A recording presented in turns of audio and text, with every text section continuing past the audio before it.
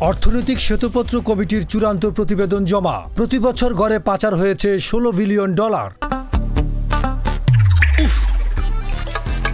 কুয়াশায় সাল ছুঁয়ে পানি আর কত হয়রানি আছে সমাধান। বসত ঘরে লাগাও আনোয়ার শীট, সারা ঘর থাকে শুকনা, সর্দি কাশিও থাকে দূরে। আনোয়ার শীট।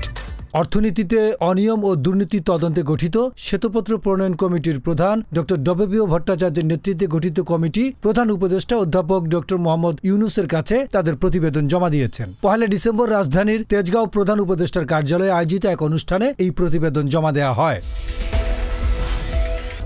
প্রধান উপদেষ্টার প্রেস সচিব শফিকুল আলম জানিয়েছেন, শ্বেতপত্র কমিটির প্রতিবেদনে উঠে এসেছে ছাত্র জনতার অভ্যুত্থানে ক্ষমতাচ্যুত প্রধানমন্ত্রী শেখ হাসিনার শাসনামলে প্রতি বছর গড়ে $16 বিলিয়ন বিদেশে পাচার হয়েছে। তিনি বলেন, শ্বেতপত্রের প্রতিবেদনে অর্থনীতির প্রতিটি খাত ধরে ধরে আলাদা বিশ্লেষণ করে দেখানো হয়েছে। উন্নয়নের গল্প সাজাতে কিভাবে পরিসংখ্যানকে ম্যানুপুলেট করা হয়েছে। উন্নয়নের গল্প শোনানো হলেও ভেতরে ভেতরে ছিল লুটপাটের এক মহাযজ্ঞ।